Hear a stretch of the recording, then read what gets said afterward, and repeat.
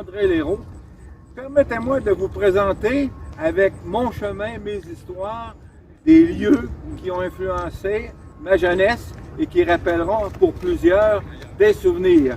Nous allons commencer par le pont piétonnier de la rivière Saint-Charles, le premier pont piétonnier qui a été fait à cet effet, qui permettait aux gens du centre-ville de se déplacer vers les centres d'achat et la restauration. Étrangement, ce pont me rappelle deux crayons de plomb qui se touchent ensemble pour monter les câbles. Je l'ai surnommé d'ailleurs le pont des crayons. Donc, nous commençons notre périple par ce point et nous allons nous diriger vers l'école secondaire Cardinal-Leroy. Voici donc mon école secondaire Cardinal-Leroy que j'ai fréquentée des années 66, 67 et 68. Je dois dire que c'est par rapport aux écoles que l'on avait dans les écoles primaires, soit Saint-Roch ou Jacques-Cartier, arriver dans un édifice bien ventilé, avec des facilités, c'était vraiment très intéressant. Cette école a été bâtie en 1965. Donc, plusieurs jeunes des quartiers centraux l'ont fréquentée.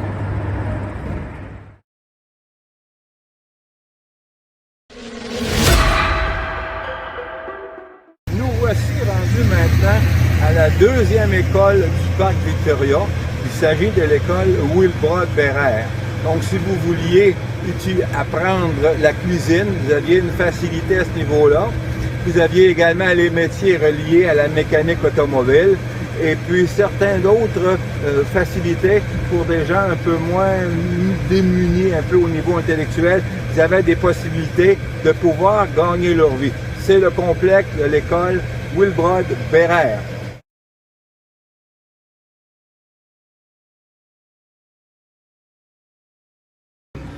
Donc, ici se trouvait, à l'arrière de moi, une statue à l'effigie de la reine Victoria. En juillet 1963, les gens du FLQ se sont permis de modifier la statue en utilisant de la dynamite. Donc, on a enlevé la statue et on a des beaux arbres maintenant. À ma gauche, où il y a des travaux actuellement, se trouvait un aréna où on pouvait aller patiner. C'était quand même intéressant. Ce fut démoli il y a quelques années. C'était un aréna de l'OTJ, l'Office des terrains de jeu. Et à l'arrière de mon ami Carole, il y avait une chapelle. Cette chapelle-là a été déménagée de l'autre côté de la rivière. Alors, où est le terrain de baseball? Il y avait une petite chapelle, Marie Annonciatrice. Nous la verrons en fin de notre périple.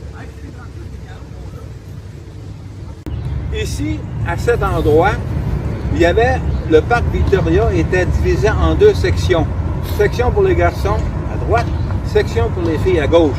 Il n'était pas question de trop sauter la clôture, c'est le cas de le dire. On arrivait avec un petit dispensaire si on se blessait. Il y avait à ma gauche une roulatette. Les gens roulaient avec des roulettes à quatre roues. Et nous sommes assez près de la centrale de police qui est en arrière de mon ami Carole, qui va nous photographier tantôt. Alors, chacun avait son bain de pied, chacun avait ses balançoires, chacun ses bébelles, chacun dans sa cour.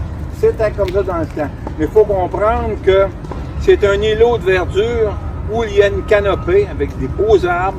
Les gens qui vivaient dans les quartiers centraux avaient comme choix une petite cour avec une porte cochère. Donc l'été, il faisait chaud. À ma gauche, on retrouve la centrale de police qui sera bientôt désaffectée. Mais c'est quand même été bâti dans les années 65-66. Et l'architecte qui a bâti cette centrale était un monsieur nommé Étienne Bégin. Donc, centrale de police du Parc Victoria. Aujourd'hui, on vous a parlé de la centrale de police. Si on regarde en allant vers ma gauche, il y avait un pont de fer qui reliait la rue Dorchester où se situe l'usine de la Rock City. On parle des années 50. Son pont de fer a été démoli et le bras de la rivière Saint-Charles qui passe en arrière de nous allait jusque près de la paroisse Sacré-Cœur. Donc on a jugé bon de remplir cet espace-là. C'est quand même intéressant. Sur des vieilles cartes de la ville de Québec, vous pouvez voir le dessin qu'empruntait la rivière Saint-Charles à ce temps. Et la Rothman Tobacco et Rock City a engagé et fait travailler beaucoup de monde. Des gens de ma famille ont travaillé là. Nul besoin de vous dire que ce fut par la suite de gros fumeurs, de très bons clients. Je me dois de vous dire qu'il y a 50 ans, nous aurions les 2 pieds dans l'eau boueuse de la rivière Saint-Charles. Nous marchons à ce moment-ci sur la partie qui a été remplie de la rivière Saint-Charles. On a vu près de la centrale de police où le méandre tout passait, ça tournait vers ici pour aller vers le quartier, aller vers la rue Marie de l'Incarnation.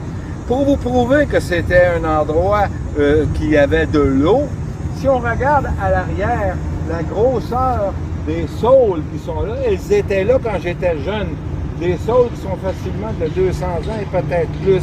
Donc tout le long de la rivière, si vous voyez ces saules-là, vous allez découvrir quel était son cheminement, son lieu de sinuesse. À l'avant se trouve l'hôpital général. Cet hôpital a été fondé par Monseigneur de Saint-Vallier, a été tenu par les Augustines de la Miséricorde de Jésus. Et, fait intéressant, ces religieuses ont survécu aux 2 grands incendies de Saint-Roch de 1845 et de 1866. Elles ont attribué ce miracle grâce à Notre-Dame de la Protection. Elles vouent un grand dévouement à Notre-Dame de la Protection. L'hôpital général.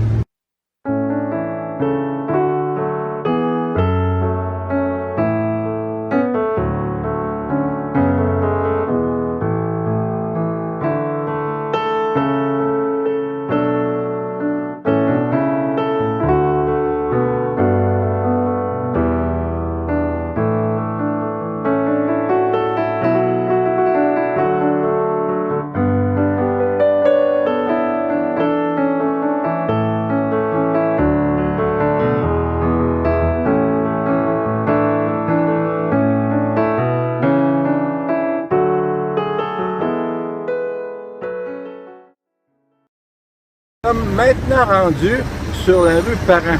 Simon-Napoléon Parent fut maire de la ville de Québec ainsi que premier ministre. On voulait cette rue un peu plus cossue que les quartiers ouvriers du centre-ville où on avait des manufactures de chaussures, des tanneries. Ici, c'était un petit peu plus huppé. C'était la Haute-Ville de la Basse-Ville. Et on a nommé à son honneur un pont qui traversait ici, par-dessus la rivière Saint-Charles, jusqu'à l'entrée du parc Victoria. Donc c'est un fait intéressant. On peut voir des photographies de ce pont-là en utilisant Internet sur Google. Vous pourriez voir de quoi avait l'air le pont. Il y avait une forme particulière. Il montait, il descendait, il montait, il descendait. Puis l'eau a disparu parce qu'on a remblayé, mais on a laissé le pont pour un certain temps. Donc, ce pont-là était quand même, pour les gens du coin, assez célèbre. Mais peu de gens savent que dessous le terrain de jeu, il y a un immense bassin de rétention d'eau.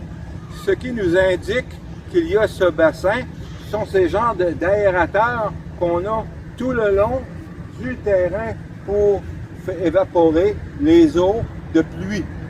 Ça, c'est un problème majeur avec le réchauffement climatique.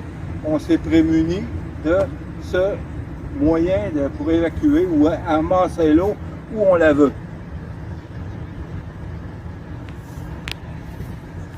Vous trouvez derrière moi une église qui a été faite dans les années 30 et subventionnée ou proposée par un abbé qui s'appelait Ferland, qui était curé à Saint-Roch. Cette chapelle était dans le parc Victoria, près du terrain de balle où nous sommes passés précédemment. On l'a déménagé dans un lieu final, on l'a installé maintenant ici. Marie Annonciatrice le nom de cette chapelle.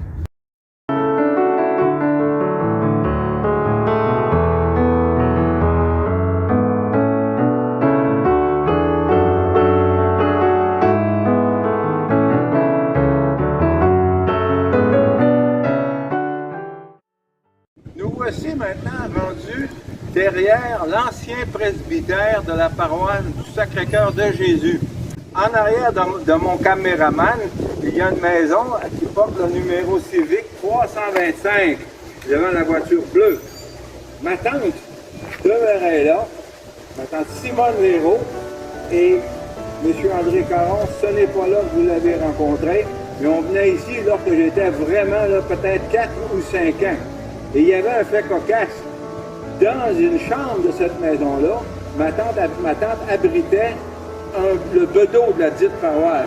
Et il y avait des manières un peu particulières, tellement que ma pauvre tante en avait peur. Elle avait 2 filles, donc elle protégeait ses filles. C'est même M. Pouliot, ce monsieur, dans mon souvenir.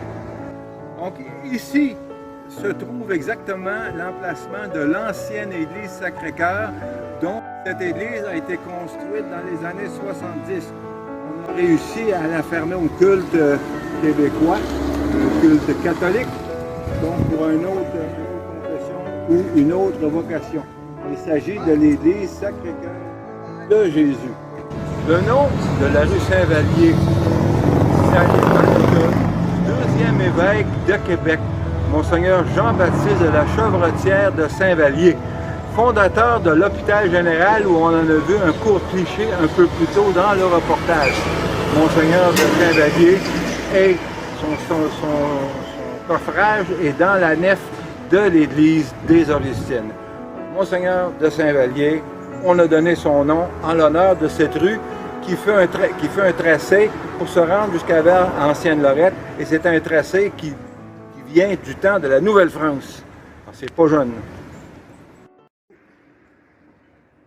Nous nous trouvons ici devant un immeuble qui rappelle un peu les immeubles d'aujourd'hui, je dirais les immeubles en rangée.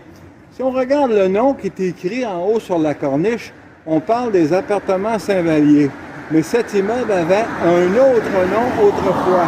Ma mère, pour y avoir resté, demeuré là quelque temps, toutes les galeries, toutes les bordures de galeries étaient peinturées d'un beau vert bouteille. Alors on appelait ces blocs les blocs verts. Parce qu'on regarde une architecture qui est particulière à ce quartier-ci. Un complexe part de la rue Sacré-Cœur jusqu'à la rue Saint-Luc. Alors c'est un gros complexe.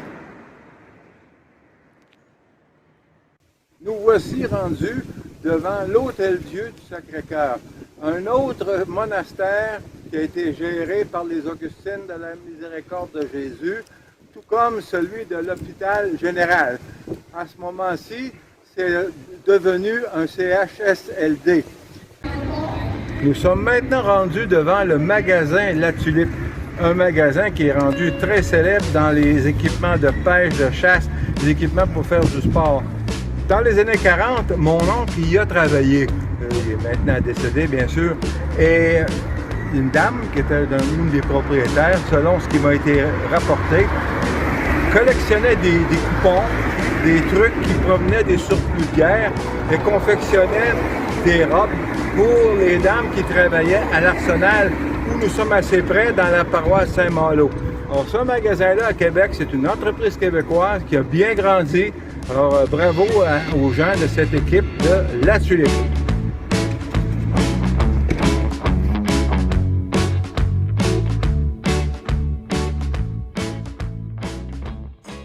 Moi-même, mon frère et ma sœur ont vu le jour ici même. La première fenêtre à votre gauche, au deuxième étage, est l'endroit où j'ai vu le jour. Ce fut un centre médical et maintenant c'est un centre d'implantologie. Mais c'est toujours le même bâtiment qui a été recyclé, mis à jour, mis à niveau au fur des années. L'hôpital Saint-Joseph.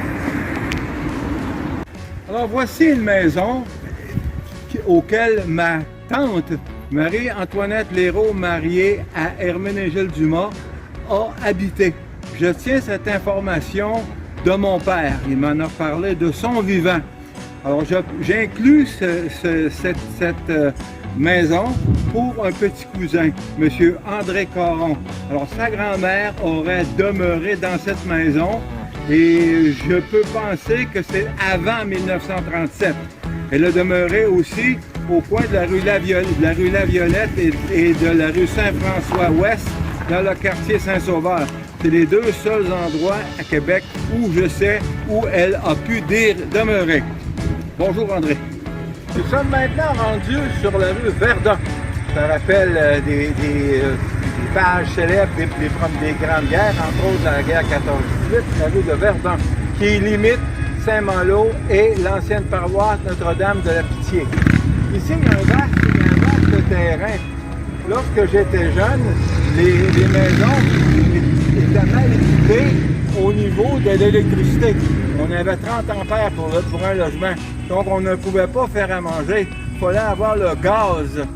Les maisons les quartiers centraux étaient équipés pour la plupart de gaz de charbon, qui nous était fourni par la Québec Power, pour pas dire ancêtre de l'Hydro-Québec. Et on produisait ce gaz-là ici. Le terrain doit être assez pollué, merci. Alors on avait d'immenses cloches qui étaient autour d'une structure, puis on poussait le gaz en dessous de la cloche en question, et lorsque c'était rendu au maximum, on laissait retomber la cloche tranquillement pour générer une pression suffisante pour servir le réseau. Alors ici, là, c'est très important de se souvenir de ça. Ça a disparu aujourd'hui. J'imagine qu'un jour prochain, on y fera des constructions, mais ça méritait d'être souligné dans notre reportage. Nous voici rendus à l'endroit près du 840 de Saint-Vallier-Ouest, Taxi Coop. La ligne de chemin de fer qui partait de la gare du Palais, passant par le quartier Saint-Roch, qui a été enlevé sous l'égide de Monseigneur Raymond Lavoie, se promenait dans ce coin-ci, qui est un terrain très industriel, sans grande valeur. On passait ici et on se rendait jusqu'au cap qui est là-bas. Il y avait un cap de pierre qui passait sous la pente douce et on pouvait traverser de l'autre côté, sous la terre, et sortir vers le cap plat pour rejoindre certainement d'autres lignes de chemin de fer. Le tout a été supprimé au grand bonheur des gens qui étaient riverains de ces locomotives-là qui ont été longtemps à vapeur et pas trop propres. Alors nous voici rendus dans un quartier militaire, dans Notre-Dame-de-Pitié. Si vous regardez le volume des maisons qui sont présentes sur la rue Churchill, ça ressemble à peu près à tous, la superficie. Les maisons avec le temps ont été améliorées, mais c'était offert aux vétérans de la Deuxième Guerre mondiale, ce qui a fait un petit quartier militaire qui, avec les années, ces petites maisons sont rendues assez coquettes. On parle toujours du quartier militaire de Notre-Dame de la Pitié. Nous nous trouvons devant les anciens bureaux de la compagnie du cimetière Saint-Charles. Et selon des informations que j'ai reçues de Jean Normand suite à un de ses reportages, il aurait habité au deuxième étage de cette maison. Ceci est une très grande partie de l'ancien cimetière Saint-Charles, ouvert dans les années 1854. Si on regarde à gauche, on a une autre portion de ce qu'on appelle le cimetière Saint-Charles aujourd'hui, mais qui autrefois était nommé le cimetière Saint-Sauveur. Est-ce qu'on inhumait des gens qui venaient de Saint-Sauveur particulièrement? Mais c'était le cimetière Saint-Sauveur de l'autre côté de la rue. Ici, nous sommes dans le cimetière Saint-Charles. Et plusieurs membres de ma famille y sont d'ailleurs inhumés. Bon. Alors voici, nous sommes rendus maintenant ici où repose notre ami Bertrand Labbé. J'ai été profondément touché et marqué par ce décès puisque j'ai vécu 5 semaines de plus que lui. Donc, je remercie la vie, je remercie la chance de pouvoir être en vie avec mon ami Carole qui est un excellent cinéaste. Donc, Bertrand fut en son temps une personne qui était remarquable, qui nous a apporté bien des choses par sa personnalité assez contrastée, mais c'était foncièrement un très bon bonhomme qui a vécu dans Saint-Roch dans les années 50 avec tout ce que ça pouvait comporter. Donc Bertrand, repose en paix de la part de moi et de Carole Gagnon.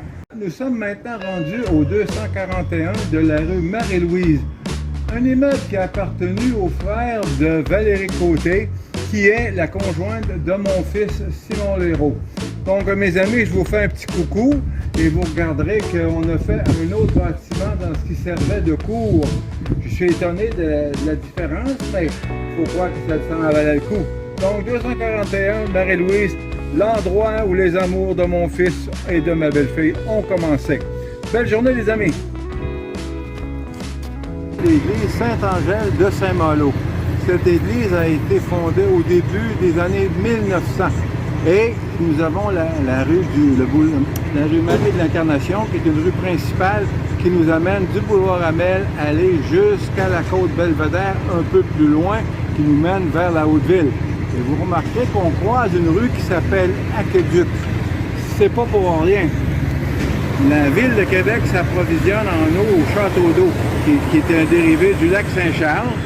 On voyage un tuyau d'au moins 42 pouces, peut-être même 2 maintenant, et ça passe sous la rivière Saint-Charles, ça passe sous la rue de l'Aqueduc, et ça monte jusqu'à la Haute-Ville sur les plaines d'Abraham, où on a bâti, dans le temps de la dépression, un énorme réservoir d'eau qui, par gravité, vient alimenter l'eau potable des résidences des gens de la basse-ville.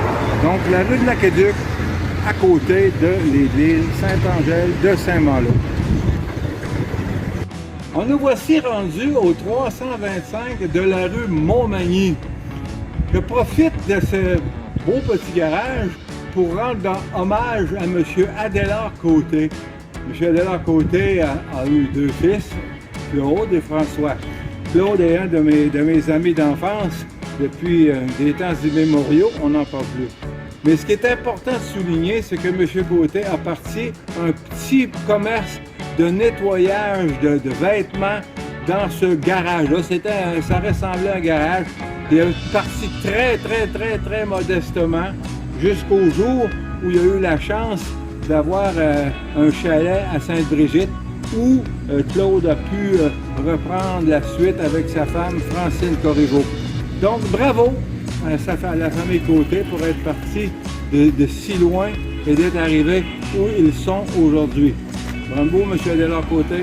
Merci pour tout ce que vous avez pu faire pour moi étant jeune. Notre M. Côté, qui était teinturier, avait une vocation antérieure, à savoir être épicier. Je ne suis pas capable avec certitude d'identifier l'endroit exact où il avait sa teinturerie, même après avoir vu des photos anciennes. Donc, Claude, tu auras le plaisir de m'éclairer à nouveau sur ce sujet. C'est beau. Nous voici rendus maintenant devant la caserne des pompiers numéro 3. Mon parrain, Armand Clavette, il a travaillé comme homme à l'eau. Alors c'est une très vieille caserne de pompiers. Pour une histoire, pour s'amuser, la grande tourelle qui est en arrière du bâtiment, pour ceux qui ne le savent pas, ça servait à accrocher les boyaux après un incendie pour qu'ils sèchent. Alors cette tour-là était faite dans ce but-là. La caserne des pompiers numéro 3 et mon parrain Armand Clavette. Il y avait un frère qui avait une taverne en arrière qui s'appelait chez Aimé. C'était le frère de mon parrain. Aimé Clavette qui tenait une taverne en arrière de la caserne des pompiers. Nous voici rendus devant l'école des garçons de la paroisse Saint-Sauveur. Un très beau bâtiment d'un certain âge, mais qui est quand même en bon état de conservation. Nous verrons un peu plus loin, à ma gauche, l'école des filles, que ma sœur a fréquenté, et un peu plus à gauche et un peu plus haut, le clocher de l'église qui est en train de se faire refaire une beauté. L'église de Saint-Sauveur à votre gauche. À l'arrière de moi se trouve l'école pour les filles de l'école Marguerite Bourgeois. Ma sœur Manon Léraud y est allée, plus d'autres personnes que j'ai connues qui ont été à cette école-là. Donc c'est un petit coucou à ma sœur, comme mon père aurait tellement voulu qu'elle devienne une secrétaire alors qu'elle est devenue artiste peintre. C'est pas dans le même créneau. On va passer par cette école-ci, sur la rue des Eaux-Blancs, au coin de la rue du Rocher. Et plus loin, on regarde encore les travaux de l'église de Saint-Sauveur. Saint-Sauveur, en restauration, me semble refait à l'identique. C'est quand même intéressant et extrêmement coûteux.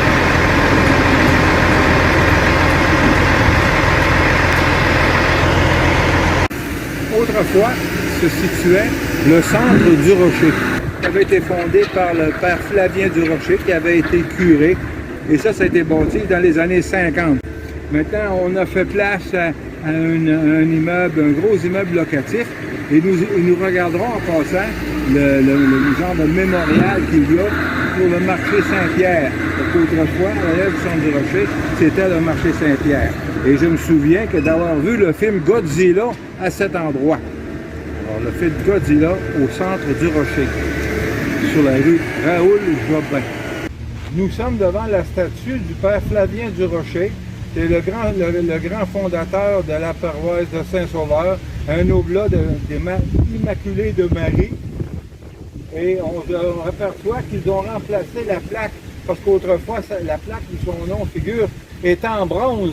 Et il y avait des gens qui voulaient rendre service à la planète en récupérant le bronze, puis en allant le vendre. Donc on a remplacé par un autre matériau qui est moins intéressant pour les gens qui veulent s'approprier des choses qui ne leur appartiennent pas.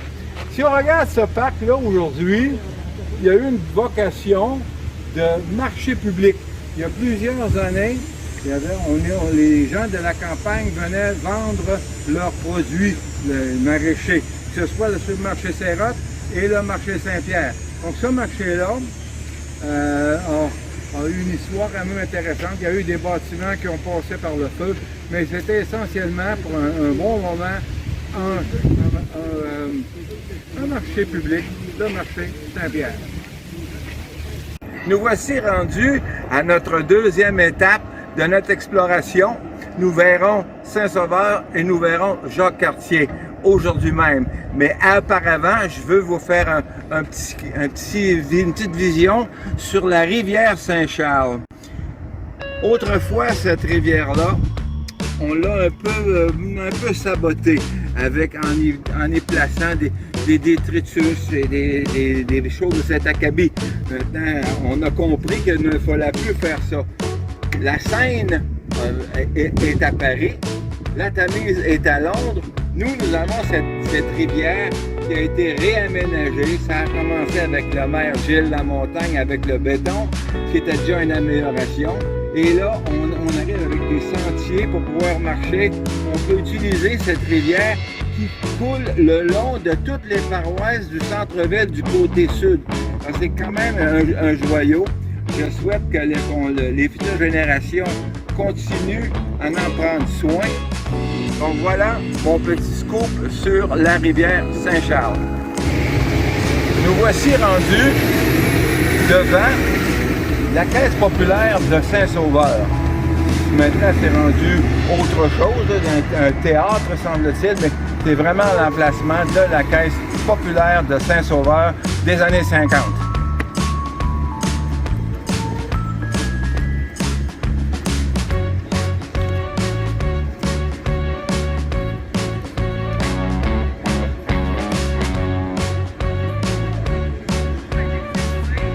Cette capsule est pour mon petit cousin, André Caron.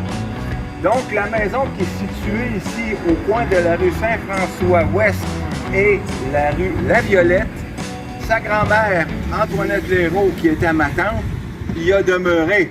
Dans le temps, elle avait quelque chose comme 7 enfants. Donc, ça devait être quelque chose restait dans un coin si petit.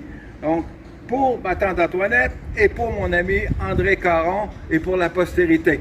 L'information, je la tiens de mon père de son vivant.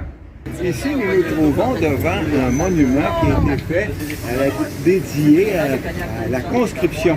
Les gens ne voulaient pas la conscription. En 1918, ça a été sanglant. Il y a eu des meurtres, des emprisonnements. des gens qui étaient contre la conscription. Alors ça s'est passé dans la Première Guerre mondiale de 1918. Nous sommes toujours devant le monument dédié aux 4 personnes qui ont été tuées, Québec Printemps 1918. Vous trouverez ici les noms des 4 personnes qui ont été victimes de cet événement. Honoré Bergeron, 49 ans, menuisier. Alexandre Bussière, 25 ans, mécanicien. Georges Demeule, 14 ans, cordonnier, machiniste. Et Joseph-Édouard Tremblay, 20 ans, étudiant à l'école technique. Ce fut les 4 victimes de cet événement-là. Bon, ça mérite d'être souligné. Nous sommes rendus maintenant devant, j'oserais dire, une des plus vieilles tavernes de la ville de Québec, si ce n'est pas la plus vieille.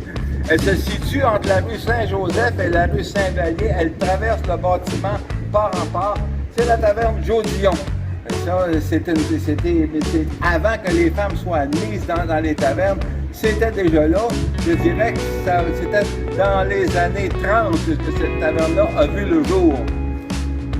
Oh.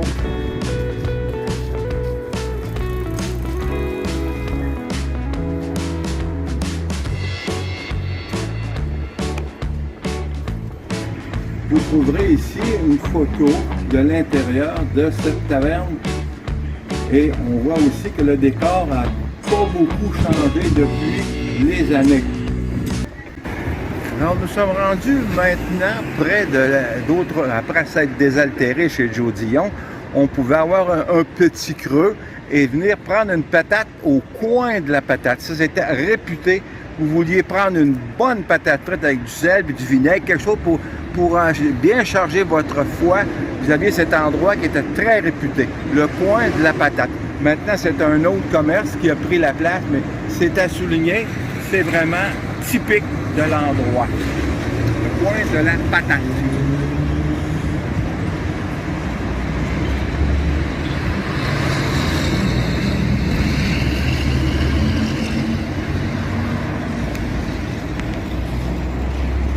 Nous nous trouvons maintenant devant la maison de la chanteuse Alice Robbie. Elle fut très populaire dans les années 40. C'était à l'époque notre Céline Dion nationale. Elle a interprété des chansons comme Jalousie, Tico Tico. Elle a rendu ces chansons-là très populaires. Donc on voit ici la maison ouvrière assez modeste de son père qui est située sur le boulevard Charest. Autrefois, ça s'appelait la rue Morin. Avant que l'élargissement du boulevard Charest advienne, c'était une petite rue étroite qui s'appelait la rue Morin. Bonjour André Caron, mon petit cousin de Val-d'Or.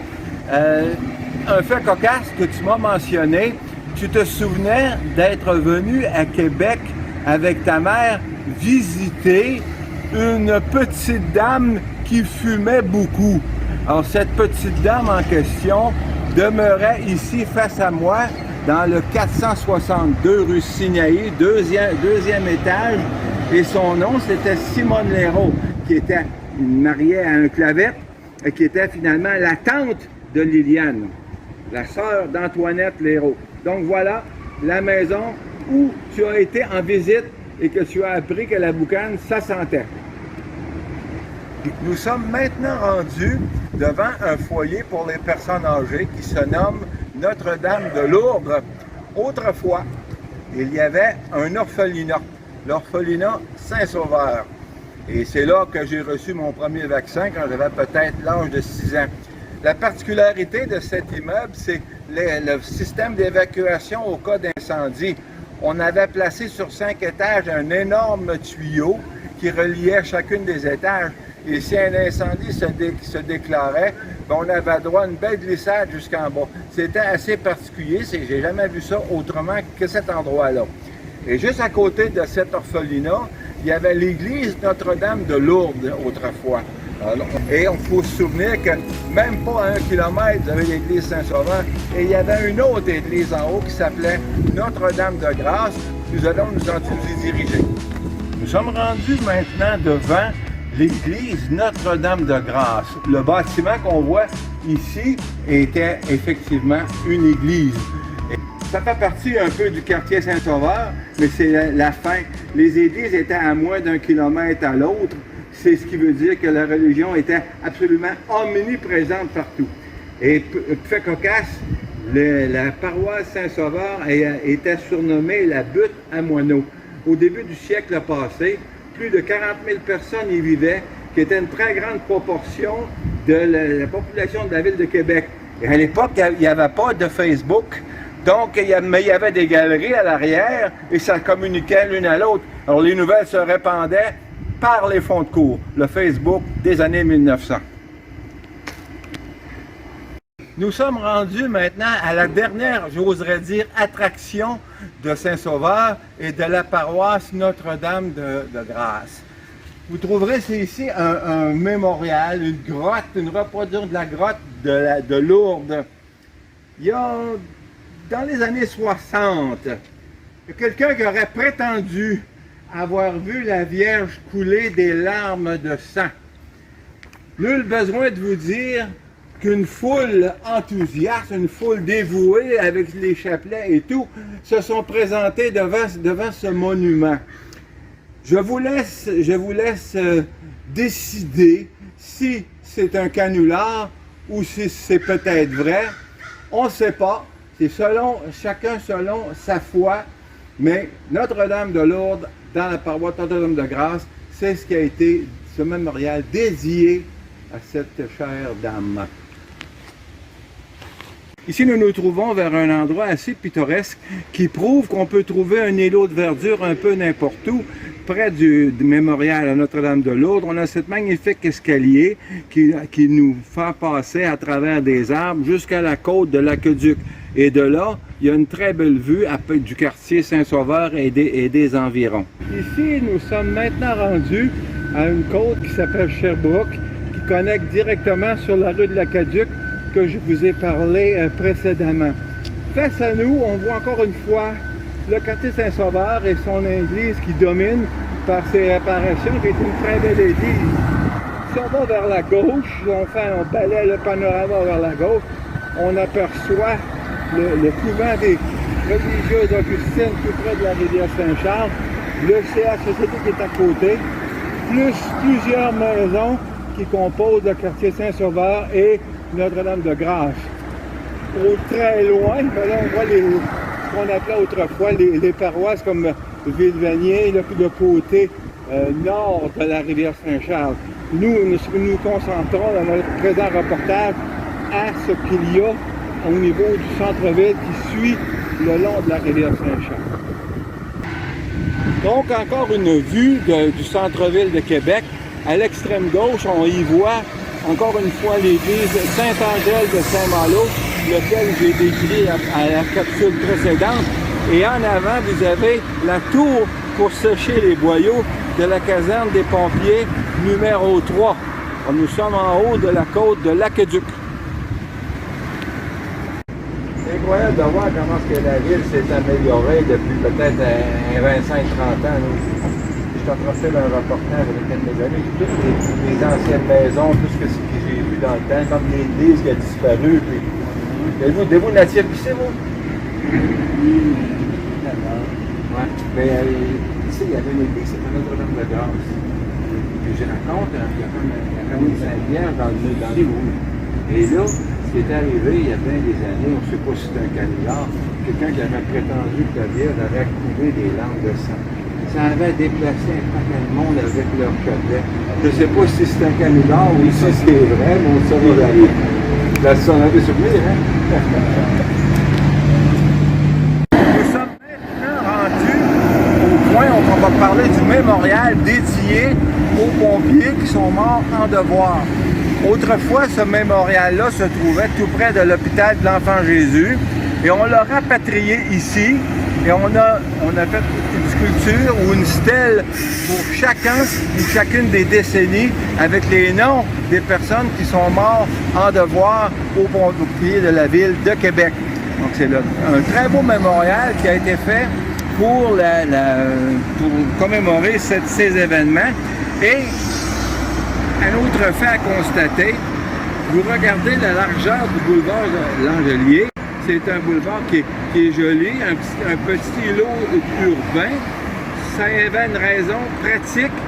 En 1845 et en 1866, il y a eu deux grands incendies de quartier Saint-Roch. On voulait éviter qu'un autre incendie puisse se transmettre entre Saint-Roch et la paroisse Saint-Sauveur. Donc on a fait ce boulevard à l'intention d'empêcher le feu de s'étendre vers d'autres paroisses avoisinantes. Alors, le mémorial des pompiers, regardez les stèles de toutes les décennies où des personnes sont tombées au service des incendies.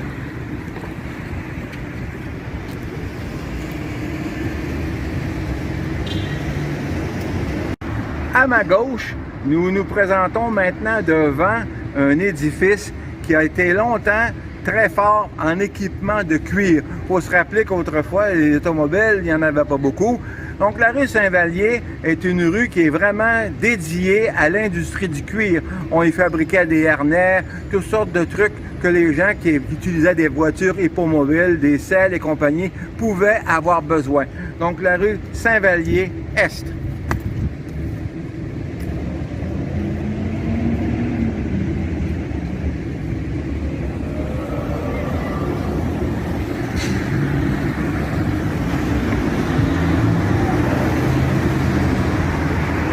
Ici, nous sommes devant la bâtisse de M. François Leclerc, le fondateur des Biscuits Leclerc.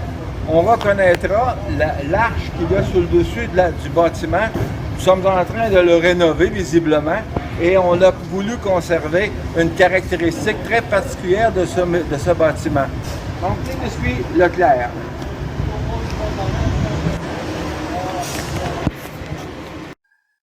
C'est ici que se termine pour aujourd'hui notre visite des quartiers centraux de la ville de Québec.